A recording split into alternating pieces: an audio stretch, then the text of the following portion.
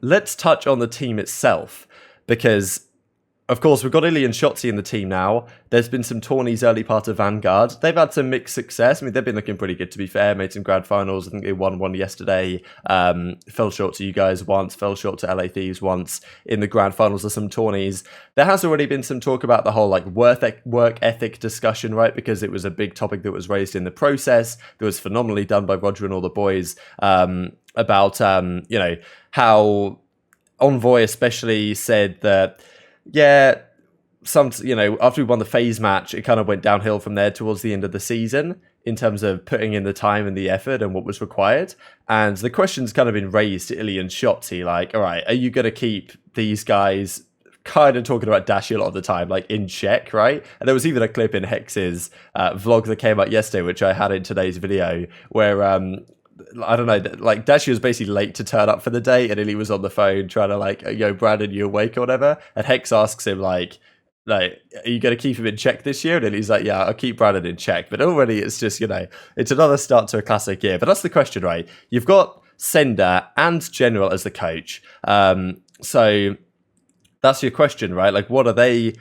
Didn't say General, did I? I meant Rambo. I was looking at the chat. Rambo and Sender, of course, the coach, head coach, assistant coach, Rambo head coach. The culture difference there, I don't think Rambo's taken any BS personally. Like, I feel like, and HECZ said that to him in the vlog. He was like, if Rambo tells me I've got to find someone, whatever money for turning up late, like, I'll do it, right? Like, and that is the culture shift that they probably need, frankly, because when there's teams as talented as you guys and the other rosters, talent doesn't cut it anymore. And I think everyone knows that. And I think the illey and shotzzy certainly know that, because they didn't win anything last year, as did the OpTic Chicago team. So, can they make it like, what do you reckon, Austin? Like, do you think that culture is going to be make a big improvement for them, or is it going to take some time? I think it'll take some time. I feel like this is what, the third off season in a row we've heard like that, like even on like right now the top post on Reddit, I think was like Dashy's gonna have to have more like fundamentals or something like that. It was something. Now I gotta go look to make sure I'm not talking out of my ass. But those posts always crop up. You know how it goes. Yeah. So like my thing when I was so it was Rambo talks about Dashy wants to play more by the book, right? I don't know. When I was watching the process, like you get like a lot of like Envoy was just like, we didn't practice correctly. Scump's talking about we don't practice correctly. Some people just aren't taking it seriously, right? Envoy saying that.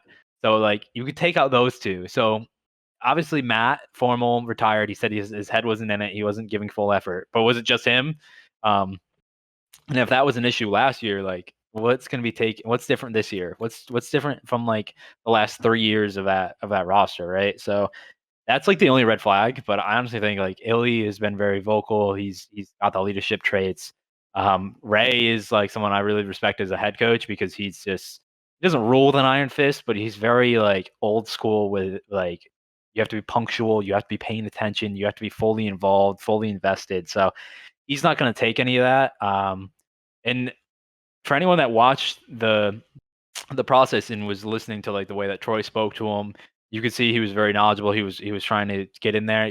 Like he is a good coach. Like he has a lot of the traits that just are like, I don't know. He puts his full effort in. He's very active. He knows what he's talking about.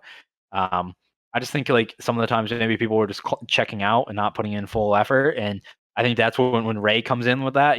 So like you're gonna get the most out of Troy because Ray's gonna be in there with like his no nonsense, policy. So hopefully that works for them, because they got a lot of talent, and hopefully they are a top team, because that just makes even better matches. So I do. They have all the talent in the world. It's just putting the pieces together as a unit and having the correct culture for when you do have a road bump.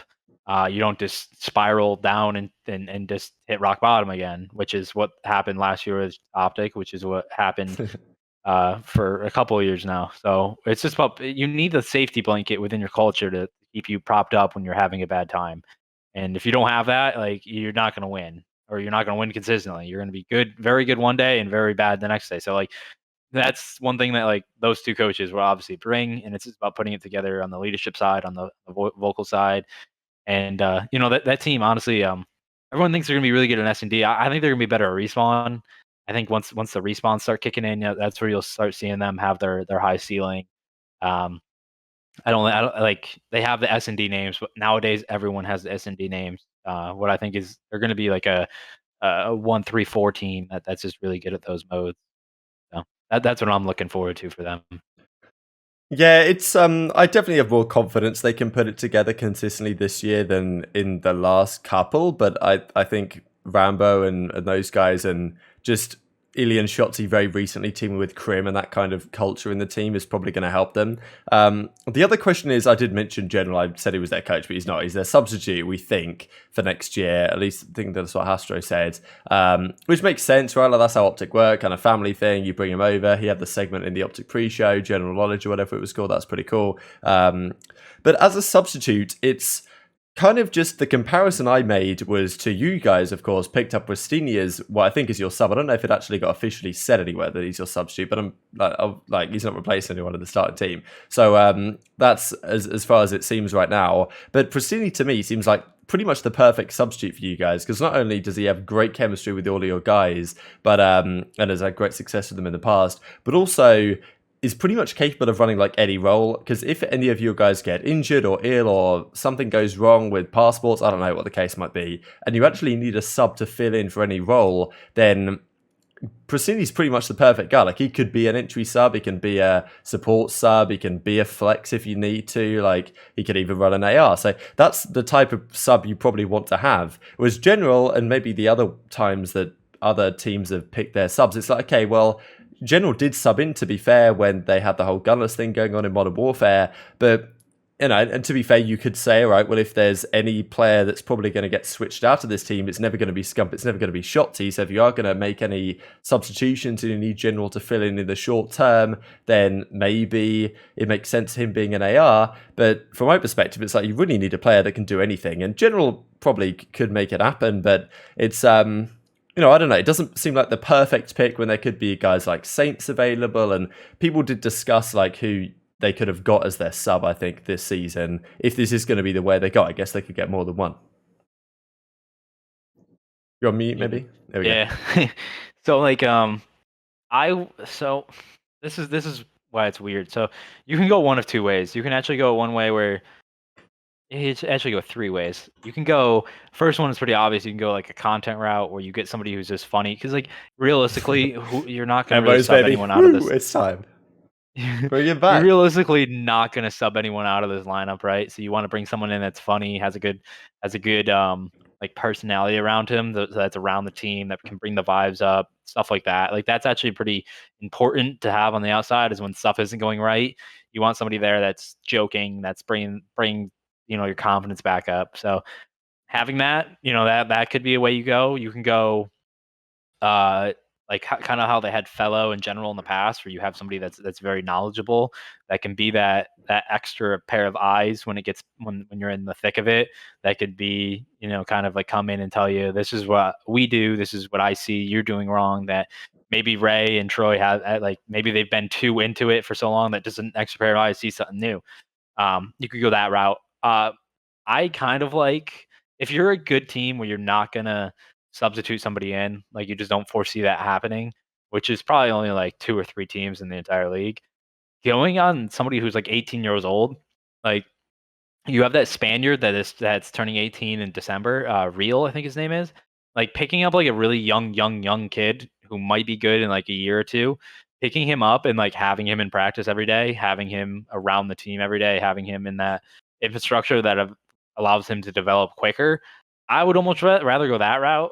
Like, obviously my team's in a different situation, but like that, like in that team where they don't have somebody, like I would rather go with someone really young that has potential to be like a star in the future, and like try to develop that, and then you could sell that off in the future.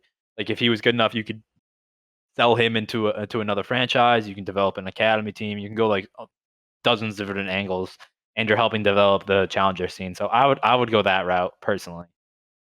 Yeah, I think that's sensible, to be honest. But yeah, I mean, I don't mind it. I think keeping Sender, I think, is a good move, frankly, because I think it came across really well in the process that I was impressed with, because you don't you know, you hear something from Cinder sometimes behind the scenes in the streams, but I think it's going to be great for him to not have to worry about dealing with absolutely everything behind the scenes, because I think Rambo is going to take a lead on kind of like the man management type situation where he's kind of like, he's going to set the tone and the culture and be that kind of like, you know, headstrong character that's going to keep the guys on the straight and narrow, and Cinder can focus more on actually bringing the analytics and the VOD review and that type of stuff to the team as well. And so I think that they've upgraded really across the board here, which is exciting for next year with the competition with Sin. And of course, we've already got kind of a glimpse of that with Vanguard coming out.